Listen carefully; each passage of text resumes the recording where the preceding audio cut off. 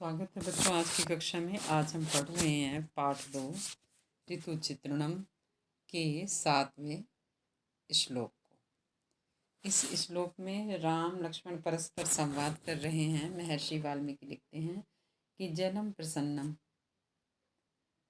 कुसुम प्रहासम क्रौच स्वनम शालिवनम विपक्वम मृदुश्च वायु विमलश्च चंद्र शैशंती वर्ष व्यपनीत कालम। तो कहते हैं कि कुसुम प्रहासम खिले हुए फूलों से युक्त, प्रसन्नम स्वच्छ, क्रौच स्वनम चकवा पक्षी की आवाज, शालीवनम विपक्वम यानी कि धान का खेत पक गया है, मृदुश्च वायुश्च मीठी मधुर वायु, विमलस चंद्रमा और स्वच्छ चंद्रमा, शशंती बता रहे हैं, वर्ष व्यपनीत कालम की वर्षा ऋतु का समय बीत गया है। तो प्यारे बच्चों, आप यहाँ पढ़ रहे हैं कि पानी स्वच्छ है, फूल खिले हुए हैं और चकवा चकवी आवाज कर रहे हैं और धान पक गए हैं, वायु मधुर है, चंद्रमा स्वच्छ है और प्रकृति के ये सभी उपादान इंगित कर रहे हैं कि वर्षा काल समाप्त हो गया है। प्यारे बच्चों, ये आपकी समझ में आ गया। आगे हम देखेंगे। पहले इसका ये प्रसंग, यह पद हमारी संस्कृत की पाठ्य पुस्तक सरस्वती प्रथम भाग के ऋतु वर्णनम पाठ से लिया गया है। यह पाठ महर्षि वाल्मीकि कृत रामायण के किष्किंधा कांड से संकलित किया गया है। इस पद में कवि ने वर्षा ऋतु बीत जाने पर वो जो प्रकृति है वो कितनी सुंदर हो जाती है उसका वर्णन किया है।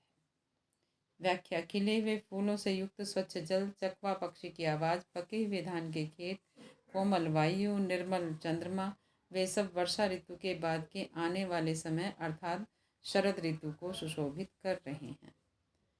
अब इसका विशेष,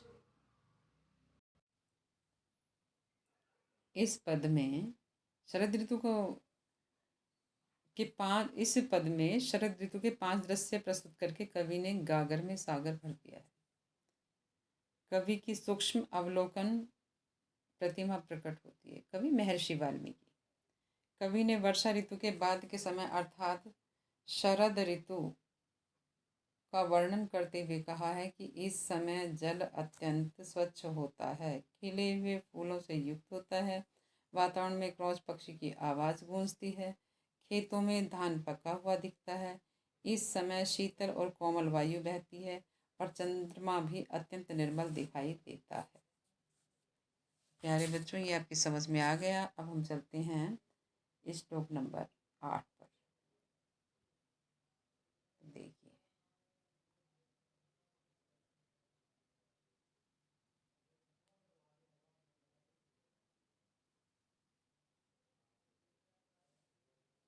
लोकम सुवृष्टया परितोषित्वा नदीस्तटाकानि च पूरित्वा और निष्पन्न सस्याम वसुधाम च कृत्वा त्यक्त्वा तोय धरा प्रियाता। वो कहते हैं कि तोय धरा बादल, लोकम सुवृष्टया परितोषित्वा संसार को अच्छी वर्षा से संतुष्ट करके, नदी तटाकानी च पूरित्वा नदियों को किनारों तक भर करके, निष्पन्न सस्याम वसुधा और पृथ्वी को हरा भरा बना करके, नभो तोय धरा प्रियाता त्यक्तवा माने छोड़कर, जो तोय धरा है बादल हैं वो आकाश को छोड़कर जा रहे हैं।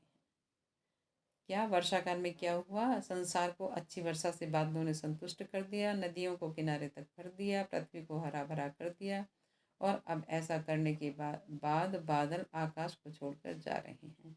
यहाँ महाकवि महर्षि वाल्मीकि लिख रहे हैं, इसका वर्णन वो कर रहे हैं और वैसे इस दृश्य में राम लक्ष्मण से कह रहे हैं कि हे लक्ष्मण देखो, ये जो है शरद ऋतु का वर्णन है।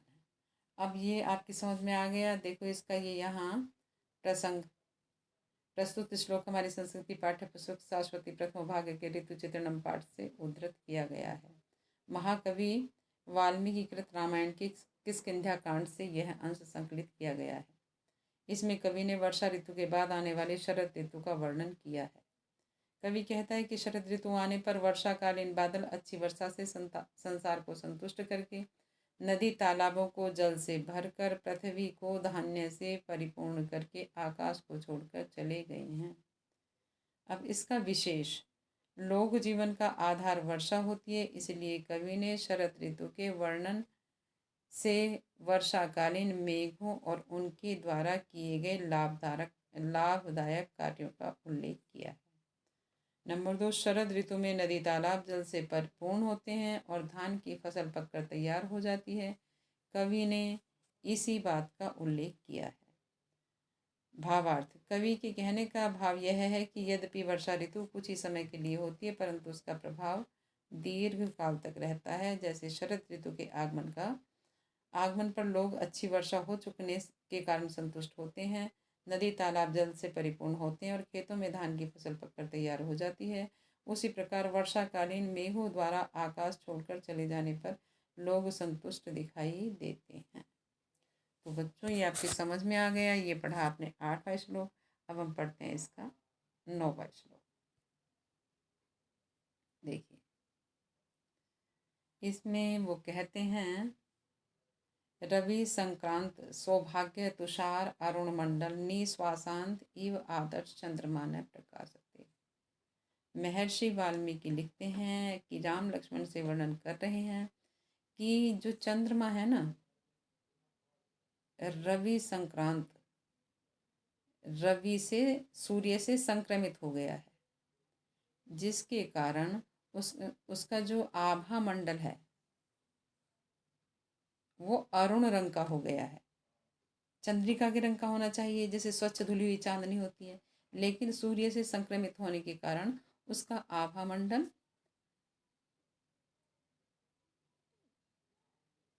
अरुण रंग का हो गया है। निश्वासांत इव आदर्श चंद्रमा ने प्रकाशते।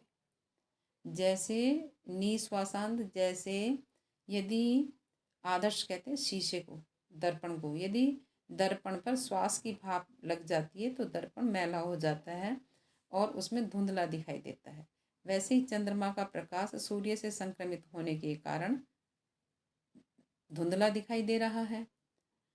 चंद्रमा ने प्रकाशते, और चंद्रमा की चांदनी नहीं दिखाई दे रही।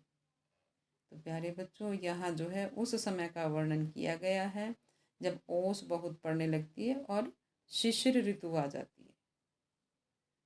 तो देखो, यहाँ बताया गया है, आप देख सकते हैं यहाँ कि सूर्य के द्वारा जिसका सौभाग्य मलिन कर दिया गया है, अर्थात चंद्रमा को सूर्य से मिलने वाला कम प्रकाश मिल रहा है, जिससे इस बात को यहाँ महर्षि वाल्मीकि लिखते हैं कि सूर्य से संक्रमित होने के कारण चंद्रमा का जो आभा मंडल है वो अरुण रंग का हो गया है और वह धुंधला दिखाई दे रहा है और चंद्रमा अपना प्रकाश संसार को नहीं दे पा रहा है। तो बच्चों, ये आपकी समझ में आ गया। अब हम देखेंगे इसका प्रसंग, व्याख्या और भावार्थ। तो चंद्रमा का जो घेरा है वो लाल रंग का हो गया है, हाँ। तो यहाँ प्रसंग है कि प्रस्तुत पद कक्षा 11 संस्कृति पाठ्य पुस्तक शाश्वती भाग 1 के ऋतु चित्रणम पाठ से लिया गया है। यह पाठ महाकवि वाल्मीकि द्वारा रचित रामायण के अरण्यकांड से संकलित किया गया है। इस पद में कवि ने हेमंत ऋतु के मलिन छवि वाले चंद्रमा का वर्णन किया है। अब है ये व्याख्या। हेमंत ऋतु में जिस चंद्रमा की कांति को सूर्य ने संक्रमित कर दिया है, ओस के कारण जिसका आभा मंडल लाल रंग का हो गया है, श्वास छोड़ने के कारण जिसकी चमक धुंधली हो गई है, जैसे शीशे की हो जाती है, ऐसी मलिन दर्पण के समान चंद्रमा अपना प्रकाश वितरित नहीं कर रहा है। अब ये विशेष है कि उपमा अलंकार व अनुप्रास अलंकार है इसमें। हेमंत ऋतु में धुंध के कारण सर्वत्र धुंधला प्रकाश होता है। ये इसमें अनुष्टुप छंद है, ये भावार्थ है। तो बच्चों, यहाँ जो है हेमंत ऋतु का वर्णन किया गया है जिसमें कि ओस ज़्यादा पड़ती है। हेमंत ऋतु में सूर्य की चमक भी कम हो जाती है, चंद्रमा को उसका प्रकाश भी कम मिलता है और धुंध के कारण चंद्रमा का आभा मंडल भी लाल रंग का हो जाता है। अतः चंद्रमा इस प्रकार मलिन पड़ जाता है, जिस प्रकार श्वास छोड़ने की वाष्प के कारण दर्पण धुंधला हो जाता है। तो प्यारे बच्चों, ये आपकी समझ में आ गया। आप इसको लिख लेंगे और याद कर लेंगे।